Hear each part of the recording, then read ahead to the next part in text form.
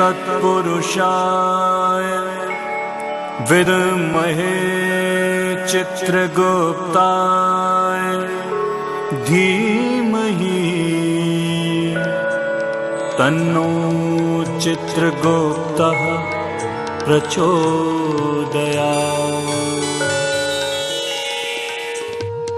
परमपिता ब्रह्मा जी ने इस सृष्टि की रचना की। उनके कर्म फल के अनुसार न्याय देने के लिए धर्मराज को नियुक्त किया। धर्मराज को सभी के कर्मों का लेखा जोखा रखने के लिए और उनके कर्मों के अनुसार न्याय एवं दंड सुनिश्चित करने को कहा।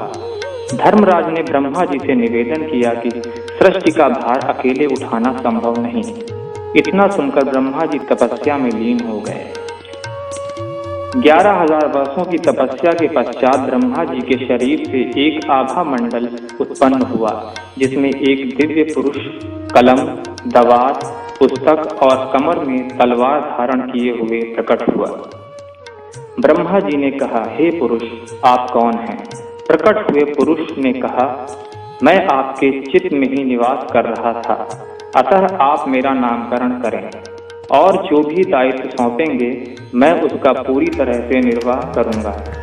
तब ब्रह्मा जी बोले, तुम मेरे चित्त अर्थात शरीर में गुप्त रूप से विलीन थे, इसलिए तुम्हें चित्रगुप्त के नाम से जाना जाएगा और तुम्हारा कार्य होगा प्रत्येक प्राणी के सत्कर्म और अपकर्म का लेखा जोखा रखना, तदनुसार उसे सही न्याय कर उपहार और दंड की व्यवस्था करना होगा।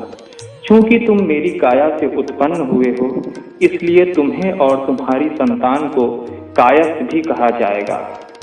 चित्रगुप्त हमारे आदि देव हैं, इनके मंदिर पूरे विश्व में मौजूद हैं। कायस्थ इन्हीं के वंशज हैं और उनकी जातियों का विभाजन उनके 12 पुत्रों के नाम पर है।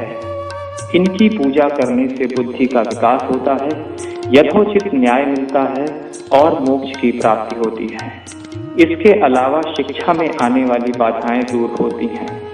चित्रगुप्त भगवान का बृहस्पतिवार को पूजन करने से विशेष शुभ फल प्राप्ति होती है।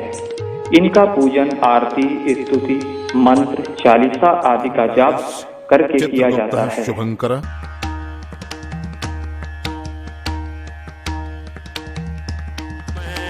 ओम श्री चित्रगुप्ताय नमः।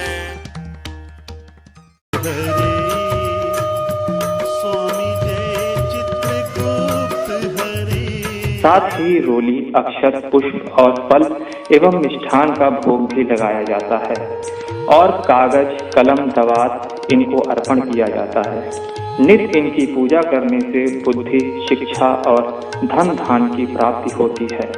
हम सभी को अपने अपने घर में अनिवार्य रूप से चित्रगुप्त भगवान की चित्र या मूर्ति अवश्य रखनी चाहिए। इससे घर में सुख, शांति, समृद्धि बनी रहती है। जय श्री चित्रगुप्त।